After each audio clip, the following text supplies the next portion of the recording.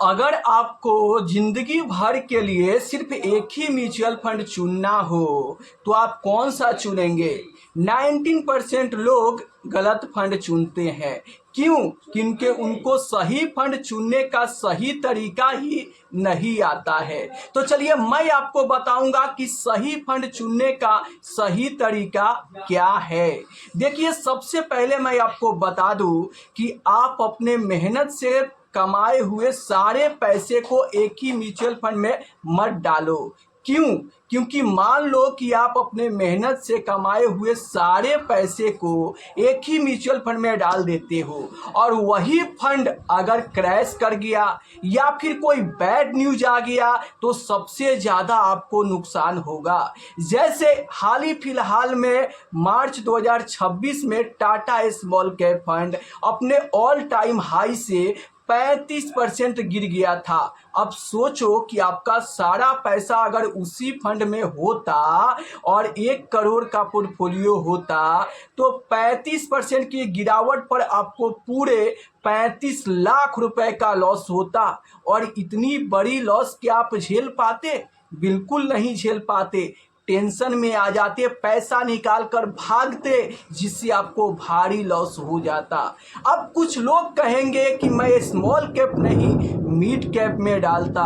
तो आप याद करो कि Motilal Oswal mid cap fund March 2026 में अपने ऑल टाइम हाई से 32% तक गिर गया था। अब सोचो कि अगर 1 करोड़ रुपया आप उस फंड में डाले होते तो आपको 32 लाख रुपए का लॉस होता। तो इतना बड़ा लॉस कि आप झेल पाते? बिल्कुल बर्दाश्त नहीं कर पाते। इसीलिए मैं कहता हूं कि आप अपने मेहनत के कमाए हुए सारे पैसे एक ही फंड में मत इन्वेस्ट करो। क्यों? क्योंकि अगर उसी म्यूचुअल फंड को लेकर कोई बैड न्यूज आ जाता है तो सबसे ज़्यादा टेंशन में आप आओगे। जैसे क्वांट म्यूचुअल फंड पे सेबी ने छापामारी किया और सिर्फ इसी न्यूज को लेकर इन्वेस्टर ने क्वांट स्मॉल कैप फंड से सिर्फ 3 दिन में 1400 करोड़ रुपए का निकासी किया और 6 दिन में तो 2800 करोड़ का धराधर बिकवाली कर दिया और इन्वेस्टर बेचकर भागने लगे। तो आप सोचो कि अगर आप इसी फंड में सारा पैसा इन्वेस्ट किए होते और ऐसा सिचुएशन देखकर आप टेंशन में आ जाते। इसीलिए मेरे दोस्त मैं आपसे कहना चाहता हूं कि आप अपने मेहनत से कमाए हुए सारे पैसे को किसी एक ही म्यूचुअल फंड में मत डालो, वरना आप बुरा फंसोगे। जिस समय उस म्यूचुअल फंड को लेकर कोई बैड न्यूज आएगा या फिर क्रैश आएगा तो आपको बहुत बड़ा लॉस होगा, जिसको आप झेल नहीं पाओगे और अगर पैसा निकाल कर भागोगे तो आपको भारी लॉस हो सकता है। तो आखिर पोर्टफोलियो में कितने फंड रखना चाहिए? तो देखो, कम से कम आपको 3 से 4 फंड पोर्टफोलियो में रखना चाहिए।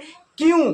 क्योंकि मान लो कि आप 4 फंड रखते हो, अब लॉन्ग टर्म इन्वेस्टर हो तो 2 स्मॉल कैप फंड और 2 मिड कैप फंड अगर आप रखते हो तो मान लो कि Tata small cap fund crash ही कर जाता, Motilal Oswal mid cap crash ही करता और बाकी के 2 फंड होते जैसे Nippon India small cap fund और यहाँ पर HDFC मिड कैप फंड, तो वो आपके पोर्टफोलियो को तो थोड़ा राहत देते। इसीलिए आप अपने पोर्टफोलियो में कम से कम 3 से 4 फंड चारों अलग अलग AMC के यहाँ पर रखें तो बेहतर होगा। चलिए अब मैं आपको बता दूं कि सही फंड चुनने का सही तरीका क्या है। देखो, लोग कहते हैं कि बेस्ट फंड चुनो, लोग बेस्ट फंड के पीछे भागते हैं, लेकिन मैं कहता हूं कि बेस्ट फंड नहीं, बेस्ट कैटेगरी चुनो। अगर आप बेस्ट कैटेगरी चुनते हो तो पहला ही आप प्रॉफिट यहां पर कमा लेते हो। पूरे इक्विटी म्यूचुअल फंड पे आप नज़र उठा के डालो कि लंबे समय में सबसे ज़्यादा पैसा बनाकर कौन सा कैटेगरी दिया है।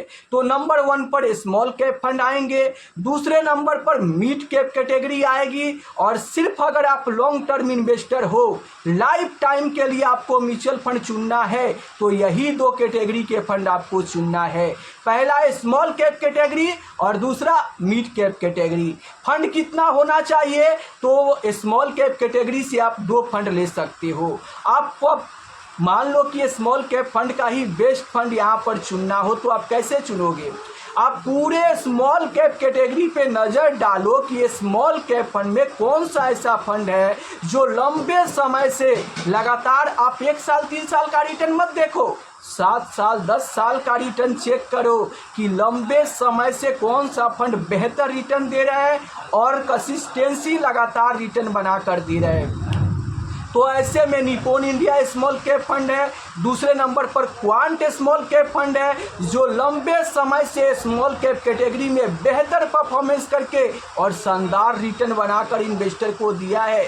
तो स्मॉल कैप के आप 2 कैटेगरी चाहो तो एक निप्पॉन इंडिया स्मॉल कैप और एक क्वांट स्मॉल कैप फंड को आप यहां पर चुनाव कर सकते हैं। वहीं पर मिड कैप कैटेगरी की मैं बात करूं तो एक Motilal Oswal mid cap fund है जो बेहतर है रिटर्न के मामले में, स्मॉल कैप को टक्कर देता है। दूसरा आप चाहो तो यहां पर एक मोमेंटम इंडेक्स फंड भी रख सकते हो या फिर HDFC मिड कैप फंड रख सकते हो। तो आपको 4 ही फंड अपने पोर्टफोलियो में रखना है, चारों अलग अलग AMC का फंड रखना है। और ध्यान रहे यहाँ पर कमेंट भी आया था कि सर क्या मैं स्मॉल कैप इंडेक्स फंड में निवेश करूं या डायरेक्ट प्लान में? तो स्मॉल कैप इंडेक्स फंड से आपको दूर रहना चाहिए। क्यों? क्योंकि लंबे समय में स्मॉल कैप इंडेक्स फंड को रिटर्न के मामले में पछाड़ कर और एक्टिव स्मॉल कैप फंड बेहतर रिटर्न देते हैं।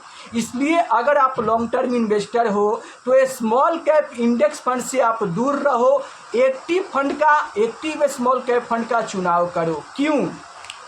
क्योंकि एक्टिव स्मॉल कैप फंड में फंड मैनेजर हमेशा तैनात होते हैं। अगर उनको लगता है कि कोई स्टॉक गिरने वाला है तो वो फटाफट वैसे स्टॉक से बाहर निकल जाते हैं। उनको लगता है कि अगर यहाँ पर कोई फंड बहुत ज़्यादा रिटर्न दे दिया है तो वैसे भी स्टॉक से वो बाहर निकल जाते हैं। इसलिए आपको एक्टिव स्मॉल कैप फंड का चुनाव करना चाहिए। अगर आप इंडेक्स फंड लेना ही चाहते हो तो आप मिड कैप इंडेक्स फंड को पोर्टफोलियो में रख सकते हो। क्यों? क्योंकि लंबे समय में मिड कैप का इंडेक्स फंड यहाँ पर बेहतर रिटर्न दे देते हैं, लेकिन लंबे समय में स्मॉल कैप के इंडेक्स फंड बेहतर रिटर्न नहीं दे पाते हैं।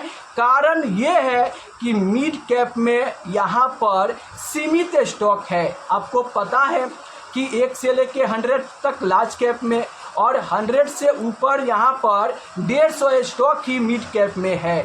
और स्मॉल कैप फंड वाले भी जो मिड कैप कीनते हैं तो उसी स्टॉक में से, मिड कैप वाले भी उसी में से, मल्टी कैप वाले भी उसी सीमित मिड कैप स्टॉक में से खरीदारी करते हैं, जिसके चलते मिड कैप इंडेक्स फंड में भी बेहतर रिटर्न बन जाता है।